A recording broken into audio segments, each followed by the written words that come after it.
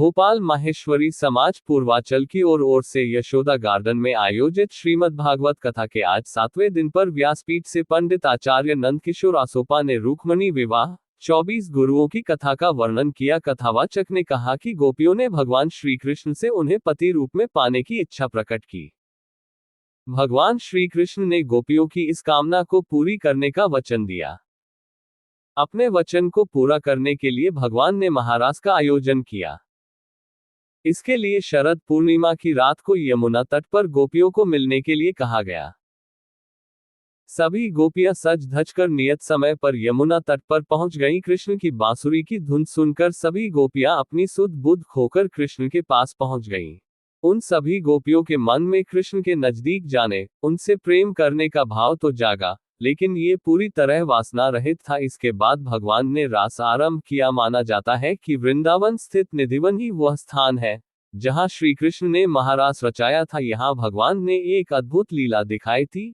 जितनी गोपियां उतने ही श्री कृष्ण के प्रतिरूप प्रकट हो गए। सभी गोपियों को उनका कृष्ण मिल गया और दिव्य नृत्य व प्रेमानंद शुरू हुआ। रुक्मिणी विवाह का वर्णन करते हुए कहा कि भगवान श्री कृष्ण ने सभी राजाओं को हराकर विदर्भ की राजकुमारी रुक्मिणी को द्वारका में लाकर उनका विधिपूर्वक पाणिग्रहण किया। मौके पर आयोजक मंडली की ओर से आकर्षक वेशभूषा में श्री कृष्ण व रुक्मिणी विवाह की झांकी प्रस्तुत कर विवाह संस्कार की रस्मों को पूरा किया गया। भगवान दत्तात्रेय ने 24 गुरु बनाए। वे कहते थे कि जिस किसी से भी जितना सीखने को मिले, हमें अवश्य ही उन्हें सीखने का प्रयत्न अवश्य करना चाहिए। उनके 24 गुरुओं में कबूतर, पृथ्वी, सूर्य, पिंगला, वायु, मृग, समुद्र, पतंगा, हाथी, आकाश, जल, मधुमक्खी, मछली, बालक, कुर पक्षी, अग्नि, चंद्रमा, कुमारी कन्या, सर्प, तीर, बाण बनाने वाला, मकी, भरिंगी, अजगर, भरेमा आदि के बारे में बताया। 7 दिवसीय भागवत कथा के समापन पर पंडित जी ने कहा कि बहुत बड़ा सौभाग्य होता है, भगवान की कृपा होती है तब ऐसे आयोजन होते हैं। मुझ पर मेरे गुरुओं माता पिता का आशीर्वाद से यह भागवत कथा कही। आपने बहुत ही शानदार व्यवस्था की है। माहेश्वरी समाज पूर्वांचल भोपाल के अध्यक्ष सुमित माहेश्वरी एवं सचिव राजेश माहेश्वरी ने बताया कि माहेश्वरी समाज पूर्वांचल भोपाल ने पूर्वांचल महिला मंडल तथा पूर्वांचल युवा संगठन के सहयोग से एक अद्भुत सप्ताहदिवसीय समारोह का आयोजन किया है तथा आगे भी इस प्रकार के धार्मिक अनुष्ठान करने का प्रयास करते रहेंगे। इस कथा का सार सदाचार,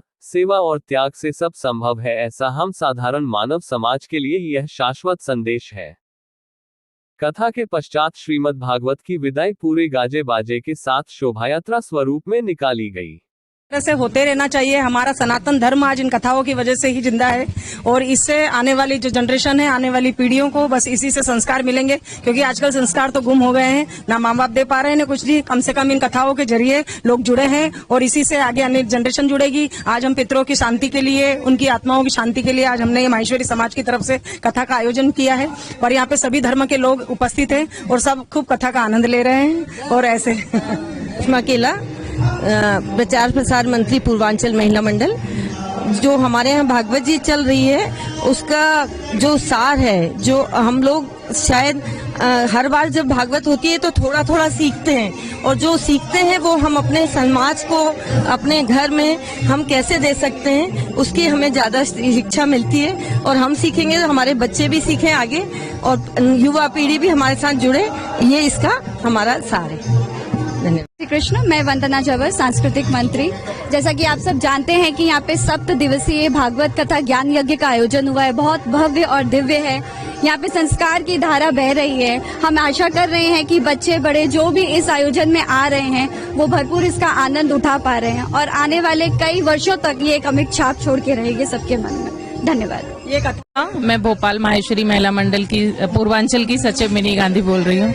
ये जो हमारे यहाँ भागवत कथा का आयोजन पूरे पूर्वांचल समाज ने कराया है, बहुत ही आनंदमय और रसमय है और इसमें छोटे छोटे बच्चों को भी हम लोग कोशिश कर रहे हैं कि सब अपने बच्चों को लेके आए, जिसमें उनमें संस्कार पड़े, वो भी देखें, हमारे सनातन धर्म की ओर मुड़े। यही इस कथा का सार है। और पूर्वजों के लिए ये श्राद्ध पक्ष चल रहे हैं, जैसा कि सबको पता है, तो अपने पूर्वज दिवंगत आत्माओं के लिए, उनकी शांति के लिए ये भागवत कथा का आयोजन किया जा रहा है। आज भागवत में जो प्रसंग हो रहा है, मुख्य प्रसंग तो आज होना है सुदामा चरित्र, जो कि दुनिया का एक अद्भुत चरित्र है। मित्रता के लिए इससे अच्छा उदाहरण विश्व में नहीं है। आज की भागवत कथा जो दिखाती है कि सेवा, त्याग और समर्पण, इन 3 चीजों से आप दुनिया में जो चाहो वो पा सकते हो। यही उद्देश्य है और हम भी चाहते हैं हमारी संस्कृति, हमारी विरासत, हमारे धर्म ग्रंथ, उनको लोग सुने, पढ़ें, समझें। इसी के लिए इस कथा का आयोजन किया गया है। पितृपक्ष के अंदर में पुणे में दोबारा आपसे बोल रहा हूँ कि जितनी दिवंगत आत्माएं हैं उनकी स्मृति में आयोजन किया गया है। बच्चों में भी हमारे संस्कार ट्रांसफर हो, बच्चों में भी ये बात की जागृति आए, उस उद्देश्य का भी ये पूर्ति करती है हमारी श्रीमद् भागवत कथा। मेरा शिशिर माहेश्वरी और मैं प्रदेश उपाध्यक्ष संभागी अखिल भारतीय कार्यकारी मंडल सदस्य।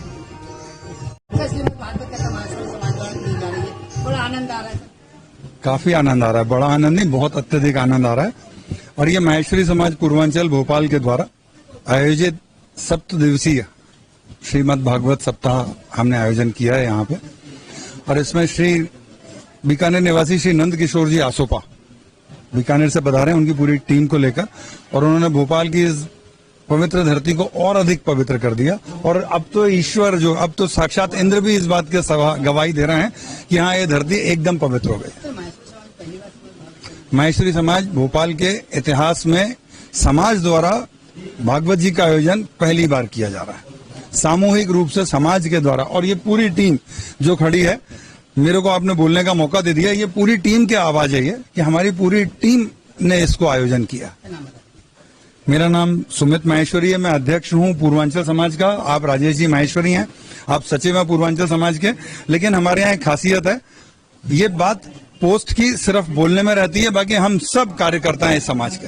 कोई अध्यक्ष नहीं, कोई कार्यकारिणी नहीं, हम सब समाज। गलत तो नहीं कर रहा हूँ साहब?